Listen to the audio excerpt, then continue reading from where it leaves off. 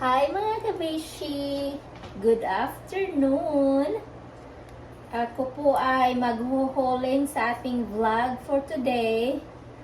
So, ayan, pagpapasensyahan na ninyo, matagal-tagal din akong hindi nag-upload ng mga huling-huling o kaya mga ano. Basta, ngayong araw na to ay maghuhuls ako sa aking nabili. Okay?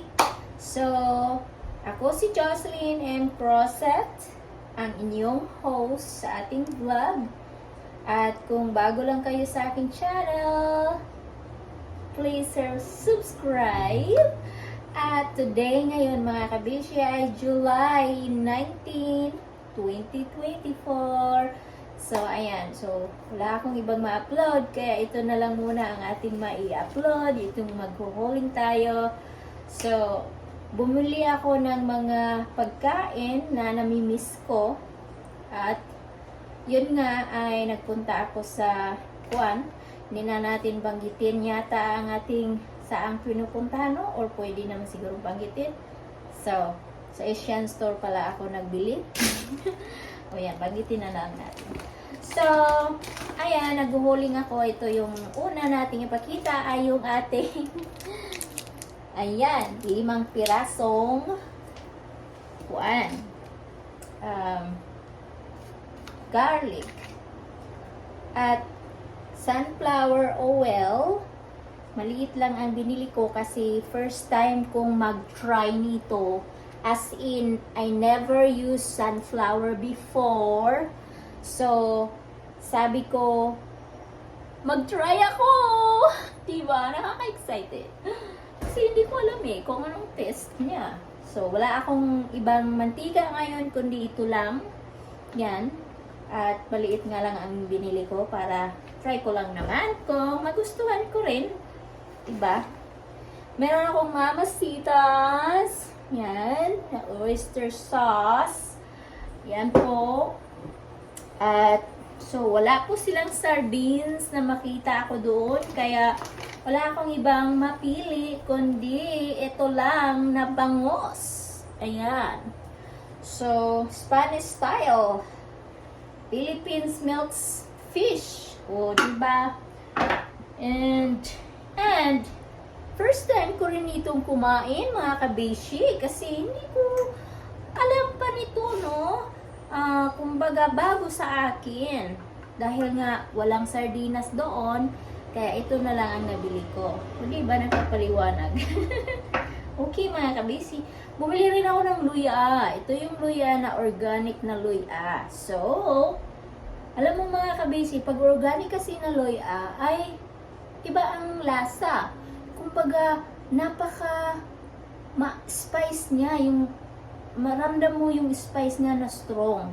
So, iwan ko lang, basta yun ang napapansin ko. Kasi lagi-lagi akong nagluluto na luya talaga ang lagi kong gamit. Halos luya ang lagi kong ginagamit pag nagluluto ako. Kumbaga, hindi siya mawawala sa ingredients ko. Ayun, hanis tayo. Dahil yun ang gusto ko. At, siyempre mga kabeshi, yung ating Skyflex. Bumili ako ng ibang klase at ibang klase. So, kita naman ninyo, blue at saka yellow. So, diba? But, alam ko na ang mga test nito. Gusto ko lang, kaya dalawang ganito at magkaiba. So, ayan mga kabesh. Bumili din ako ng rolls. Pang roll. Kasi gumagawa ako ng lumpia. Oh, diba? Nakaka-excited, no? So, pasensya na sa ating And dito naman ang ating tender jack. Wala kasi akong makita doon na talaga, fresh na fresh. Kaya miss na miss ko na rin kumain ng ganito. Dahil mahilig ako sa mga gulay. Tapos, wala akong makitang fresh. Napilitan na lang akong bumili nito. Na frozen. Mas masarap kasi ang fresh mga kabisi, pero wala akong ibang makita. Kaya, yun na lang ang binili ko. At bumili ako ng isda. 3 piraso. At meron din akong bangos na nakaano na. Sarap siya. Boneless na. Marinated na siya. Ayan. At ilagay na natin sa freezer kasi baka magtagal ay masisira na siya. Ayan mga kabesh. Ito lang ilalagay dito. Para safety na siya sa lamig. At ito naman, ilalagay din natin to sa freezer kasi meron pa ako doon sa baba. Meron pa akong sobra doon na konti. Para hindi siya masira. Yan po yung sobra ko. So, yung isa ay pang-ready lang yon kapag Ito naman ay long beans.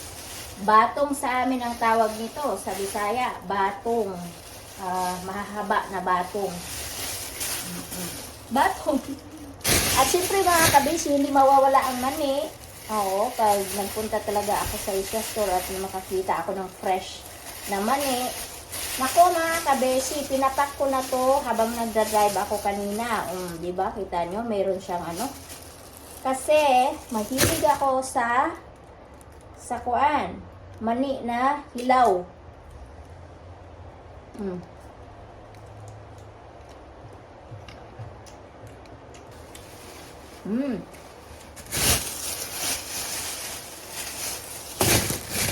Yan. Mahilig ako sa mani na hilaw kaysa mga luto na mani. Ewan ko ba.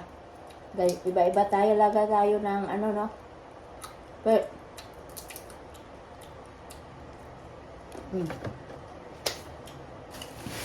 kangkong. So, ipipreser ko ito mga kabisi para magtagal siya. Kasi hindi ko ako lagi na nagpupunta ng Asian store. So, meron akong ampalaya. Favorite ko po yung ampalaya na ganitong lalo na kapag mga maliliit nito. Ako, papakin ko lang yan mga kabesh, ay talong-talo na yan. Basta mahilig ako sa gulay. Meron po akong isda na imbis isa lang talaga ang bibilhin ko mga kabisi, inadalawa na siya.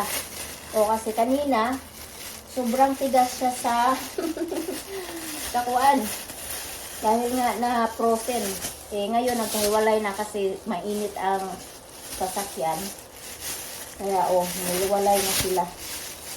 So, siguro lutuin ko yung isa mamaya para sa hapunan ko. Tapos yung isa naman ay i-freezer ko na lang. Ayan. I-freezer natin ito.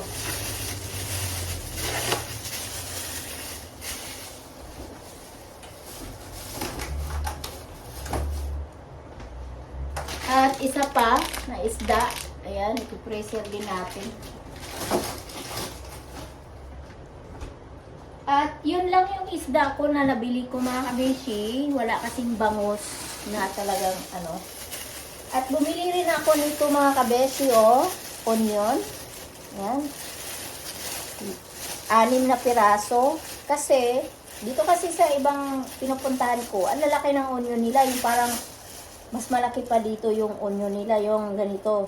So, kaya, ang inano ko, medyo maliliit lang. Tamang-tama lang sa lulutuin ko. So, ayun. At, siyempre mga kabisi, papaya, kapag meron akong chicken, magtinula ako ng chicken, may papaya. Pang pagatas. O, diba mga kabish? Siyempre mga kabisi, may malunggay. At ito talaga ang pinaka-main na pinuntahan ko na nagbabaka sakali ako na may malunggay kasi nung last time na pumunta ako wala akong mahanap ng malunggay.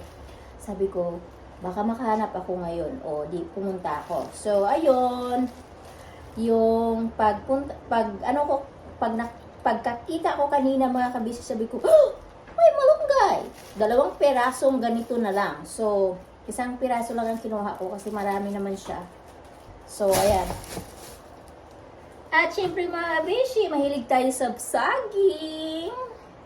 Nagtatanim ako ng saging sa amin sa Pilipinas. Eh dito wala naman tayong mataniman at wala rin tayong kaya man nakakita ako ng saging mga kabishi. Kaya ayan, bumili rin ako ng saging.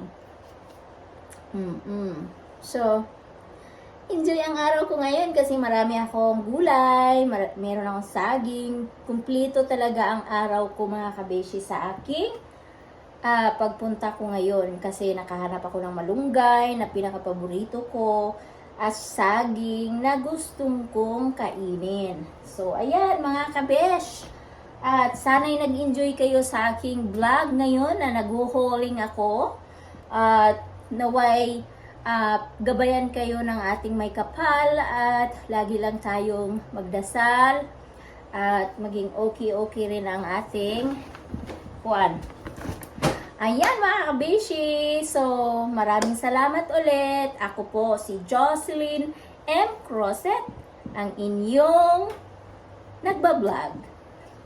Today is July 19, 2024. Have a great day and don't forget to subscribe and share sa ating vlog. Salamat po. Bye-bye.